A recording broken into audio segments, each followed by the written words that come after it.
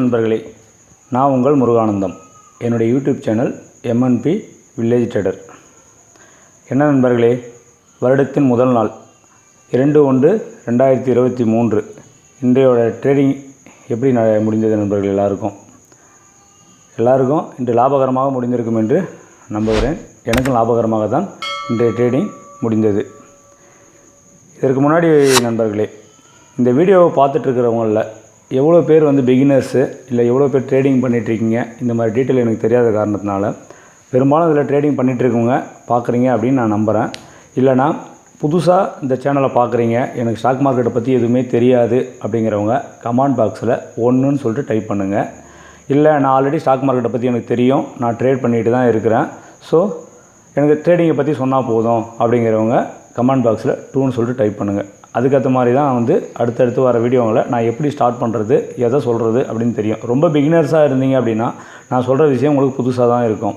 இல்லை பார்த்துட்ருக்கவங்க already trade பண்ணிகிட்ருக்கவங்க பார்த்துட்ருக்கீங்க அப்படின்னாக்கா, நான் ரொம்ப பேசிக்காக சொன்னேனாக்கா இதெல்லாம் எனக்கு தெரியும், எனக்கு டைம் வேஸ்ட்டு அப்படின்னு நம்புறதுக்குண்டான வாய்ப்பு இருக்குது. இதில் எவ்வளோ பேர் இருக்குங்கிறதுக்கு ஏற்றவாறு நான் என்ன பண்ணுறேன் அப்படின்னா எஜுகேஷன் சம்மந்தமாக அந்த புதுசாக வரவங்களுக்கு அதுக்குண்டான வீடியோஸ் எல்லாம் பார்த்தீங்கன்னா வீக் எண்டில் நான் போடுறதுக்கு முயற்சி பண்ணுறேன். இப்போ டெய்லி இன்றைக்கி எப்படி நான் ட்ரேட் பண்ணேன், எதெல்லாம் நான் ஃபாலோ பண்ணேன் அப்படிங்கிற விஷயத்த உங்கள்கிட்ட ஜஸ்ட் நான் ஷேர் பண்ணிக்கிறேன். பெரும்பாலும் ட்ரேட் பண்ணிகிட்ருக்கவங்க தான் இதை பார்த்துட்ருக்கீங்க அப்படிங்கிற ஒரு நம்பிக்கையோட இந்த வீடியோவை நான் கண்டினியூ பண்ணுறேன். நான் பெரும்பாலும் F&Oவில் பார்த்தீங்கன்னாக்கா பேங்க் நிஃப்டியில் தான் நான் ட்ரேட் பண்ணிகிட்ருக்கேன். அதுவும் ஆப்ஷன்ஸ் தான், ஃபியூச்சர்ஸ் நான் பண்ணுறது கிடையாது. அதிகமாக ஆப்ஷன்ஸில் தான் நான் ட்ரேட் பண்ணிகிட்ருக்கேன். நான் எப்படிங்க ட்ரேட் எடுக்கிறேன் அப்படின்னு பார்த்தீங்க அப்படின்னா மல்டி டைம் ஃப்ரேம் அனலிஸ். அதில் பார்த்தீங்கன்னாக்கா 15 மினிட்ஸு, 1 ஹவர், 1 டே இந்த சார்ட்டில் நான் என்ன பண்ணிப்பேன் அப்படின்னா பார்த்தீங்கன்னாக்கா அதனுடைய ஹை லோ க்ளோசிங்கை வச்சு நான் என்ன பண்ணிப்பேன், லைன்ஸ் சப்போர்ட் அண்ட் ரெசிஸ்டன்ஸை ட்ரா பண்ணிப்பேன் மார்க்கெட் ஓப்பன் ஆகிறதுக்கு முன்னாடி.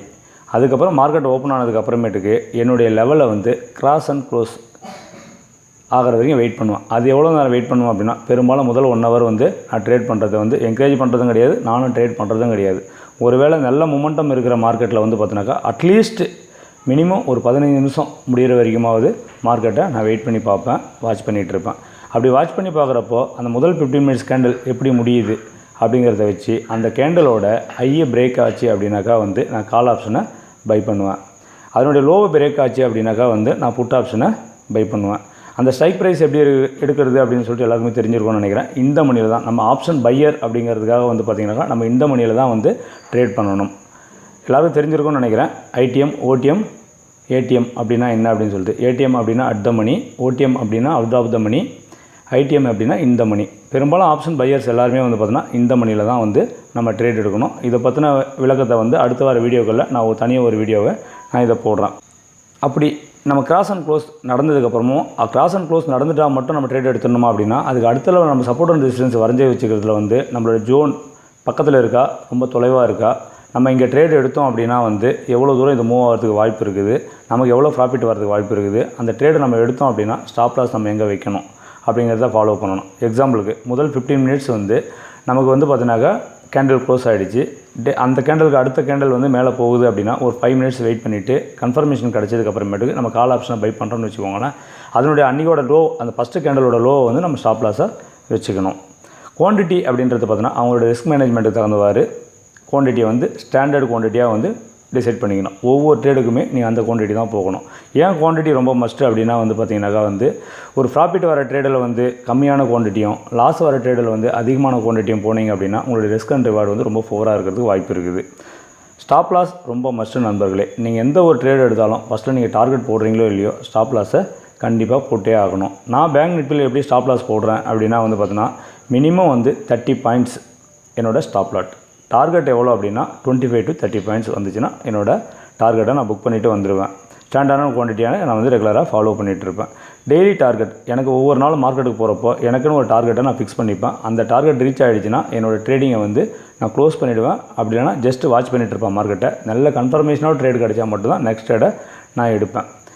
இந்த வீடியோவில் எனக்கு என்னோடய ப்ராஃபிட் அண்ட் லாஸை ஷோ பண்ணுறதுல எனக்கு விருப்பம் கிடையாது. ஏன் அப்படின்னா பார்த்தீங்கன்னா அந்த ப்ராஃபிட் அண்ட் லாஸை நான் ஷோ பண்ணி ஒரு வீடியோ போடுறதுனால நிறைய பேருக்கு பார்த்தீங்கன்னா ஒரு எமோஷனை க்ரியேட் ஆகும். ஒரு பிரபல திரைப்படம் இருக்குது, நம்ம ஏதோ ஆசையை தூண்டுற மாதிரி ஒரு வழிமுறையை அது ஏற்படுத்தி கொடுக்கும். இருந்தாலும் நான் என்னோடய ப்ராஃபிட் அண்ட் லாஸை நான் உங்களுக்கு ஷோ பண்ணாமல் நான் வந்து இந்த வீடியோஸை போட்டேன் அப்படின்னா நான் ஏதோ வாயில் வடை சுட்டுட்ருக்கேன், நான் ட்ரேடே பண்ணுறது கிடையாது, சும்மா டைம் பாஸ்க்கு இந்த வீடியோ போட்டுட்ருக்கேன் அப்படின்னு சொல்லிட்டு கமெண்ட் பண்ணுறதுக்கும் வாய்ப்பு இருக்குது.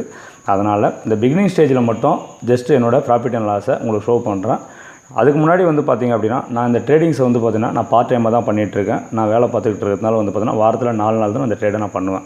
குறிப்பாக வந்து பார்த்திங்க அப்படின்னா மண்டே டியூஸ்டேயில் ஃபுல் டைம் ஆகும். வெனஸ்டே அண்ட் தேர்ஸ்டே வந்து பார்த்திங்கன்னா ஜஸ்ட் ஒரு ஹாஃப் டே வரைக்கும், ஒரு 1 o'clock வரைக்கும் தான் வந்து நான் ட்ரேடை பண்ணிகிட்டு இருக்கிறேன்.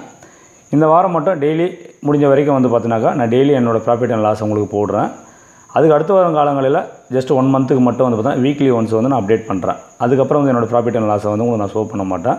நீங்கள் கற்றுக்கிட்டு ட்ரேட் பண்ணுறதுக்கு முயற்சி பண்ணுங்கள். திரும்பவும் சொல்கிற நண்பர்களே, ஸ்டாக் மார்க்கெட்டு அபாயகரமான ஒரு இடம். இது வந்து ஒரு போர்க்களம் போன்றது. போர்க்களத்தில் நாம் சண்டை போட வேண்டும் என்றால் நமக்கு முறையான பயிற்சி தெரிந்திருக்க வேண்டும். ஏனென்றால் அங்கு போர்க்களத்தில் இருப்ப வீரர்கள் அனைவருமே அனைத்து பயிற்சிகளையும் பெற்றவர்கள். அதற்கு ஈக்குவலாக நாமளும் பயிற்சி பெற்றிருந்தால் மட்டுமே அவர்களை நம்ம வெற்றி பெற முடியும். அப்படி இல்லை என்றால் நமக்கு இறுதியாக தோல்வியை மட்டுமே மிஞ்சும். அப்படி என்றால் நீங்கள் வந்து இதை பயிற்சி பெற்றுக்கிட்டு தான் வந்து இதில் ட்ரேடிங் பண்ணணும்.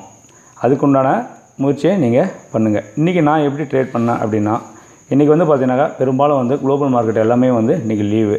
யூஎஸ் மார்க்கெட் ஆகட்டும், நம்ம ஏசியன் மார்க்கெட் பெரும்பாலும் வந்து இன்றைக்கி வந்து லீவு தான், ஹாலிடே தான், நியூ இயர் விடுமுறை. நம்ம அதனால் வந்து பார்த்தோன்னா நம்ம சிங்கப்பூர் மார்க்கெட்டு எஸ்ஜிஎஸ்டி நிஃப்டி வந்து பார்த்திங்கனாக்கா ஃப்ளாட்டாக தான் நம்ம காலையில் ட்ரேட் ஆகிட்டு இருந்தது. ஒரு 10 to 20 பாயிண்ட் ப்ளஸ்ஸு மைனஸு அந்த மாதிரி போயிட்டு வந்துட்டு இருந்தது.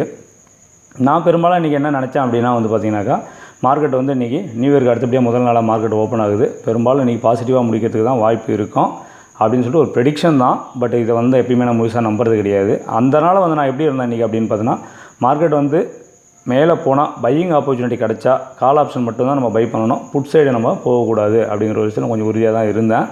அதனால் இன்றைக்கி வந்து பார்த்திங்கன்னா மார்க்கெட் ஓப்பன் ஆனதுலேருந்து வந்து பார்த்திங்கன்னா ஃபஸ்ட்டில் கொஞ்சம் அப்படியே ஃப்ளாட்டாக ஓப்பன் ஆகிற மாதிரி ஓப்பன் ஆகிட்டு மார்க்கெட் இன்றைக்கி வந்து பார்த்திங்கன்னா பேங்க் நிஃப்டி 43,079 வந்து மார்க்கெட் ஓப்பன் ஆச்சு. ஐ வந்து பார்த்திங்கனாக்கா 43,151 வரைக்கும் போயிட்டு கீழே வந்து பார்த்திங்கன்னா 42,971 வரைக்கும் ஒரு கட்டத்தில் வந்தது. முதல் 15 மினிட்ஸ் கண்டில் வந்து பார்த்திங்க அப்படின்னாக்கா 42,840.